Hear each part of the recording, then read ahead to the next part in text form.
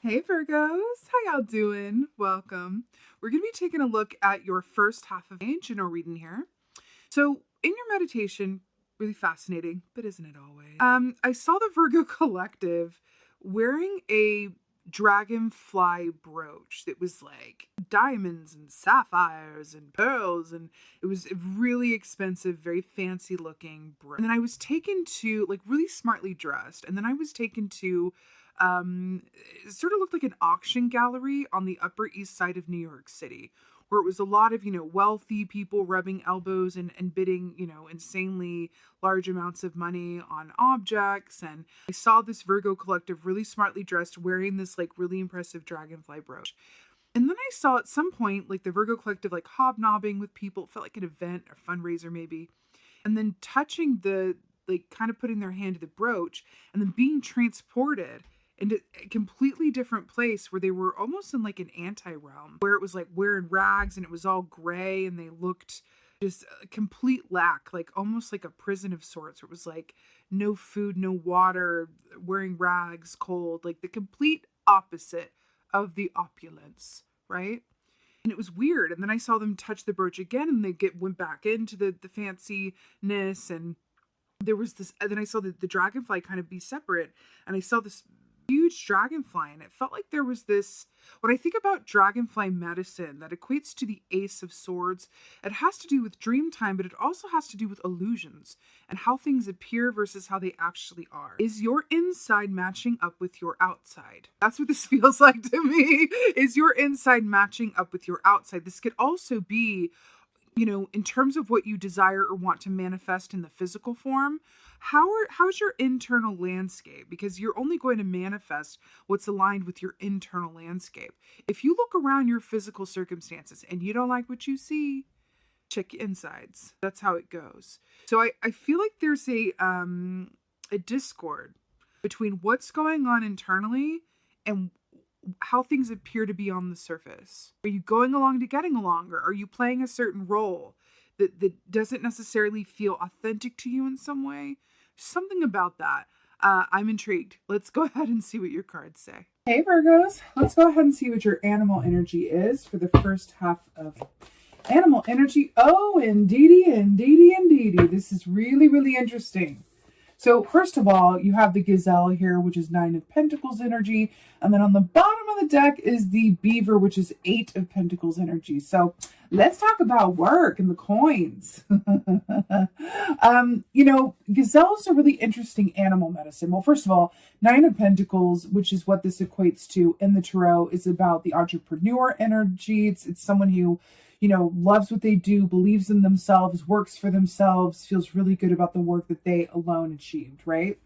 But gazelle medicine is very much about the flip side of fear. So on one hand, the gazelle, look at these big old ears, right? The biological imperative that allows it to hear danger from far off so that it can run the other way, right? And it has these 2 amazing horns here. Would they be antlers or horns? I don't know. I guess horns. It has all of this strong speed and movement, right? The flip side of gazelle is that it's about fear, right? You have this strong, beautiful animal that's always in a state of a bit of vigilance because it's not exactly at the top of the food chain. So it's got to be able to hear that lion. It's got to be able to hear that hyena. It's got to be able to hear, the crocodile wherever, and have that high discernment so that it can run away quickly. I feel like this has a lot to do with this sort of vigilance or this fear or what's going on the inside of you. All right. Because it's interesting. 9 of Pentacles is like a bit of a baller, right? And that's what I saw at the beginning with the brooch and the fanciness. And then I saw that split screen where they're, the opposite of that, right? On the inside or behind, underneath the surface. So it's really interesting that Gazelle is coming up for you. Let's go ahead and get to the cards. I'm using, I've had this deck forever, but I've never used it on the channel before, I don't think. It's called the Akashic Tarot. So it's definitely a deeper dive, but let's get into it. Queen of Roses. Interesting indeed. Now, the Queen of Roses is really fascinating in this context because look at the opulence, right? It's interesting that we're seeing that. Now, the Queen of Roses is absolutely one of my favorite energies in this deck because she's all about that sweetness of life, those really emotionally profound relationships that we have, both with ourselves and others. But this is also about allowing yourself to derive a lot of joy from the present moment. It's quite literally allowing yourself to stop and smell the roses. That's really interesting here. I always get a bit of a Three of Pentacles from this key as well, because this top here looks a lot like the Three of Pentacles to me in the traditional tarot deck, which is all about the work that you particularly are good at and how you go about doing it and leaving a lasting legacy, right? But what I'm getting around this, it's very Beltane. We're back to being Beltane, so I like that it's seasonally appropriate. But what I'm getting with this is there's a rose and there's a thorn. There's a rose and a thorn. And it's kind of like duality, right? Is what I'm getting with this, because it was like the opulence and then the poverty. You know what I mean? And it could be someone who has it all, but has like a lack thinking, right? It's something like that. Are you seeing the rose or the thorn? Or are you a rose on the outside, but on the inside it's all thorn? There's something about this. How things appear versus how they actually are. The top is something versus the bottom. There's something in that for you. I'm hearing the roses are your relationships. Two queens. Two queens. So Queen of Forces, this is Queen of Wands energy, right? This speaks about balance, right? Now what's really interesting here, I just said the word duality. We're just talking about two things, or a flip side of something, shadow and light. Then we have the sun and the moon. And these two different landscapes. What is going on here, Virgo? What is going on? You know, this speaks about the balancing act that we all must undergo between our shadow and our light sides, right? So this is really, really interesting that we're talking about how things appear versus how they seem like inside if you were to turn it inside out or flip it over in some way. This also speaks about how well are you balancing what you have going on, right? Interesting. I don't know if you can hear a little cat outside the door, but that's what that is. The little cat's crying. Let me in. Okay, listen, y'all. Listen to me now, Virgo. Y'all's is the last reading of this round, and so I can say with complete confidence, I cannot tell you how many times this key has come out in this round. There's something in the collective energy that is going on around the light of the world. But this is really special for you, and here's why. Again, duality. We have someone on the outside and someone on the inside. We're talking about how things are on the inside versus how they appear on the outside. So we'll just keep walking down this lane. So here we have the Hermit, which is special for you because, of course, you guys are the Hermit in the tarot, right? So we have this Hermit with the lantern knocking on the door. We have this guy with his cat, a guy with his cat. And I just mentioned cat. Oh, I love a good synchronicity in the morning. So we have this guy on the inside, and what you can't see off camera is that he's over here working on some sort of unnamed masterpiece, right? But he's not willing to share it. He's not willing to bring it out into the light. This key is very much about how we often hide the best aspects of ourselves, our talents, our most vulnerable parts, the work that we do that feels more personal to us because of fear of rejection or whatever reasons that we keep ourselves small. But I feel like there's this a very definite energy around keeping yourself small or not being completely authentic with how you go about your reality. Are you like deeply, this is an example. Could someone be deeply unhappy on the inside but appear to be killing it on the outside? It's just an example of like how this, duality works. Could someone be appearing to living their best life and making those coins and doing the things, but in reality, they have a greater destiny that they're not willing or wanting to step up to out of fear of change or out of fear of, losing what they've already, built up into this point? A safety net is an illusion. Safety net still has holes in it. Think about that. Anyway, Queen of Roses. 2 for 1, 2 for 1, and we got 2 for 1. Stars in the sky. For the Queen of Roses, we have the Emperor and the Magician in the reverse. These are two major masculine energies in the reverse. Ooh. I'm going to hold them upright for the purpose of the visual, the Magician is all about standing strong in your power and knowing that you have the power and ability to manifest the life that you desire. This is using and being aware of all of the tools at your disposal and knowing that your destiny, your fate, your life, your circumstances are up to no one but you. The Emperor is about being in a position of authority. It's about the patriarchy. It's about being the boss. It's about being a provider, a caretaker, a father figure, right? This is really interesting because these are the two mega masculine energies and they're in the reverse. But the Queen is in the upright. You know, masculine energy is a lot about forward action and movement and how things appear. Feminine energy, if you think about just I won't, get into specifics, there's no need, but in terms of the anatomy, the male anatomy is, well, more visible, and the female anatomy is more internal, like in terms of the, sexual organs, right? That's coming through here for some reason, because we have the rose and then we have the thorn, right? They're both of those embodied. Then we have the Queen with the two masculines in reverse. So I want to talk about feminine energy. Feminine energy is really at its core about allowing ourselves to receive, right? There's something about that, allowing ourselves to receive and allowing ourselves to, embody a certain energy of vulnerability as well. Brene Brown, I always think about her, and Brene Brown says that, real strength is vulnerability. There's something about kind of coming out of how things appear or breaking the mold and going like, hey, this is what it really is, or this is who I really am, or this is what I really want, or this is what I really have to say to you about XYZ ABC, right? There's something about something inside of you that wants or needs to come out or be expressed in some way, or just be acknowledged by you. Maybe not expressed, but just acknowledged by you. How might you be keeping yourself small, or how is your circumstances creating an internal life that doesn't necessarily match up with your external sort of visuals, framework, appearances. So to clarify the Queen of Forces, we have the Five of Cups. So this is all about perspective, right? This is about loss and mourning, but this is about perspective. Are you seeing or focused on the capybara that's dead on the water banks, or are you focused on the capybara that has made it out alive, who is clearly the murderer, escaping from the scene of the crime, right? Where is your perspective? The cups that are spilled or the cups that are still standing?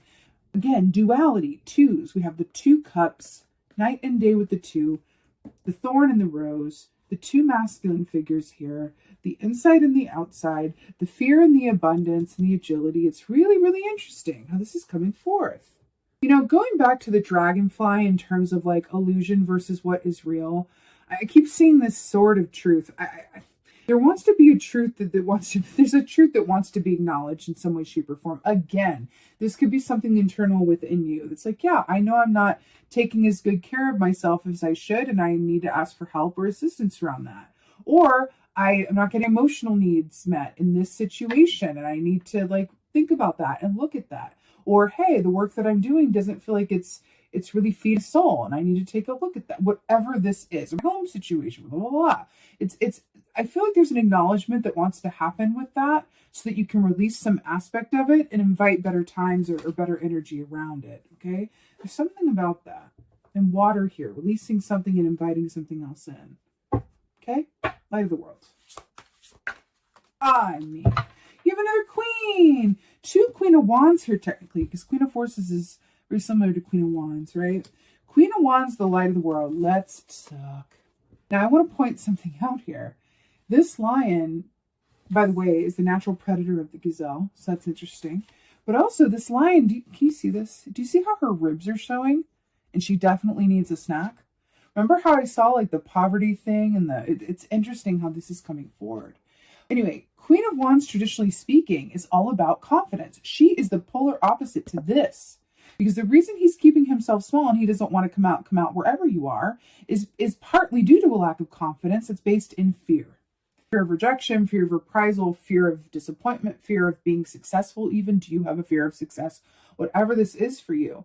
But these are two complete and polar opposites. And I feel like you're being invited to choose. Do you want to choose to keep going the road that you're on and in your given circumstances? Or if something is out of accordance within you, you can feel that discord, whether it's a lack of balance or if thinking something and not saying it, or feeling like you're just not where you're meant to be, or whatever have you. You're being really asked to step into the seat of your confidence, come outside and really bring that into the light. whether this is just for yourself. This doesn't have to be holding a press conference at the office talking about your internal world and how it doesn't feel like it's, balanced. It doesn't have to, I mean, do you, if that feels right, but it doesn't have to be that dramatic. This can be something that you realize and admit to and for yourself, so that from that point, actual change can be inspired and occur. First, it's about admitting or really getting clear on what that is, so that you can go from there, right? Again, the fact that this is 9 of Pentacles and it's fear, I do wonder if it has something to do with either your independence, something about that, and or the work that you do in terms of working for yourself, or the joy that you derive from it, or something to do with that. Okay? You got this, Virgo. I feel like we need a bit of a realignment, maybe even through a vacation. You know what I mean? Sometimes vacations can be really, really good for that. Which oracle? I'm feeling this one. Okay. Let's get an oracle for Virgo. Wow. I mean, there's no surprise here. The Shadow Queen. Acquiring knowledge, insecurity, manipulation. Right. Acquiring knowledge, insecurity, manipulation.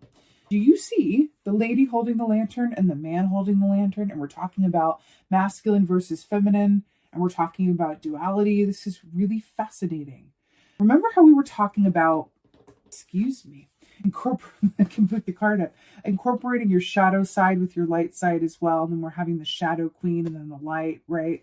What is in the shadows? What is obscured? What is hidden? What is in your subconscious? What is thought and not said? What is the subtext? What is going on that needs to be brought into the light? Because, and I feel like the key here also is the acquiring knowledge aspect of this, because that's why we do shadow work. It's in order to acquire knowledge, right? It's in order to have all of the information that's available to us, so that our subconscious is not negatively informing our choices, right? Because if your subconscious is negatively informing your choices, that means fear has a say in what choices that you're making, and that is not going to lead anywhere that's even remotely in the realm of your highest and best good, and it's certainly not going to lead you to any sense of happiness or fulfillment, right? So I feel like there's something to that. Insecurity, we talked about the seed of confidence with the Queen of Wands and how this was the opposite of the light of the world. And now I also want to point out too, that we have sunflowers here. I always think of August when I think of sunflowers, and because that's the time that they're really associated with is August. And what's interesting is that doesn't Virgo season begin latest after what? Leo season, and we had the lion. Why do I feel like it's a very poignant time for you? But I feel like it's I'm hearing to look back at last Virgo season. I'm hearing to take a look at last Virgo season, or even the one before that, but it's she's looking to the past. I'm hearing to look back. There's something about last Virgo season, or the last couple Virgo seasons even. There's something about that time frame that feels like a hint somehow to what could have caused or could be an active aspect of this, something that feels like it's out of alignment or discord of some sort. I feel like that's the clue and the hint. And we also have the sun here, and there's this big point of duality. But I want to go back to this aspect of, we have the Magician and the Emperor in reverse. We have the Queen of Roses. This does not feel like a time where you are being advised to go after it, go get it, make these changes, do the most, like fix it, so to speak, right? This feels like you're being encouraged to be the queen, step into your feminine energy, right? And do you see how he's like, and then we have 2 cats here, which are also symbols of intuition and receiving. And we're talking about acquiring knowledge, the Shadow Queen. You have queens. Let's count the queens. 1, 2, 3, 4. You have 4 queens here. And remember, queens are about receiving. It's a feminine energy, right? Acquiring knowledge, insecurity, manipulation. I feel like you're really being asked to consider the darker parts of yourself and how your situation could be modified through just going inside and really taking a look at your internal landscape, why you've made the choices that you've made, and how you can invite a greater sense of balance, harmony, joy, pleasure, abundance, and light into your experience, right? I'm hearing alone time. I definitely am hearing alone time because, again, back to that dragonfly and that sort of truth and like what's the reality versus like what's the illusion. It feels really, really important. I'm also hearing, dream time has a lot to do with dragonfly energy. So I would say you can even set the intention for your dream times. I actually feel like there's been some nightmares going on, hasn't there? Nightmares or weird dreams or something to do with that. I'm hearing to kind of pay attention to that because there's knowledge coming in within for you. I'm really drawn back to these cats. If you think about the fact that cat was at the door, like it's a cat reading, right? There's something about cats where they just, and this is what makes them different from dogs, really, they do whatever the heck they want to do. They don't give two shakes of anyone's tail what you want or what's going on. They do what they want to do when they want to do, and they cannot be tamed. That's, if you have cats or have been around cats, you know of what I speak.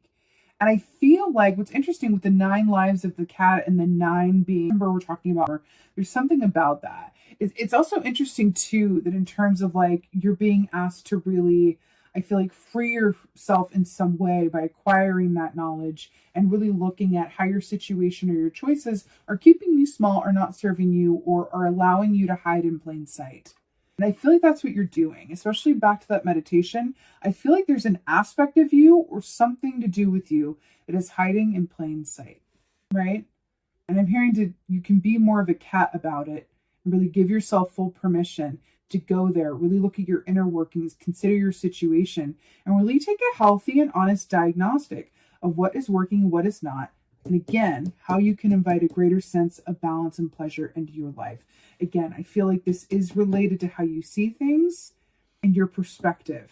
Is it balanced or is it askew? Let's take a finer look at that. And how might fear be driving you in some way, shape, or form? Whether it's fear of success, fear of failure, fear of being seen, whatever it is, fear of not having enough with that lack mentality.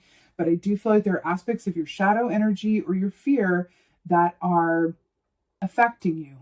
And I do feel like while you would be somewhat conscious of it, a good deal of it is subconscious. And that's where we got to be very careful. Because if we don't have all the information that is available to us, then we're not in complete facility with the Magician in reverse, Emperor in reverse. We aren't in complete control, I'll even say, over what we're doing, right? If our fear is making our choices for us, right? Now, I'm going to say one last thing, and this is no shade to this generation, but it's what's coming through, and I say this with complete love. The baby boomer generation is a really good example, and I'm not saying that everyone in this generation fits into what I'm about to say, but the baby boomer generation is a really good example of a time when a lot of people within that generation were ruled by fear, subconscious fear. Now, think about who the baby boomers were raised by. A lot of them were raised by people who survived the Depression. So they inherited that lack mindset of like, did anyone have grandparents that like squirreled away money in weird places and always thought like, never waste even like a kernel of corn, right? Because it'd be gone someday. That's a lack mentality. It is. It's not being clever. It's a lack mentality. So the boomers kind of acquired that, took that in. And then as a result, a lot of the boomers kind of went forward with this sort of sense of like, you've got to work yourself to death and then, just be happy that you're able to like provide and like support yourself and like having a good job is all there is. And it's not about following your bliss or joy. No one cares about your soul purpose. It's really about providing for yourself and your family. And it's all of this kind of like script, right? So, and again, I'm not saying that's every baby boomer. I'm saying that it's a product of that generation, which was in turn a product of the previous generation. So there's something in that as well. And I feel like there's a whiff of this in this when I say as an example that even if boomers aren't a part of your given experience, there's an aspect of this that says like some of this is ingrained deep within the surface and you are being asked to go deep, go within and acquire that knowledge so that you have access to all that knowledge available to you, which puts you in a position of Magician in the upright and the Emperor in the upright of power and authority so that you're not operating from a place of subconscious fear or you're subconscious at all. You're in complete awareness. But in order to get that complete awareness, you've got to go inward. Okay? All right, Virgo, this was a deep read, but you absolutely got this. This is the important work, and it's going to serve to, align you and put you back in a position of greater authority and power, okay? Where you're feeling good about where you are from an intrinsic, internal, and deep level as you deserve, right? So with that being said, I'm sending you so many blessings for your first half of May. I really hope that this helped and resonated. If so, please do let me know in the comments below, because I absolutely love reading through your comments, Virgos. And with that being said, just thank you. Thank you so, so much for being here. And as always, and most of all, thank you for being you. And be well. Until next time.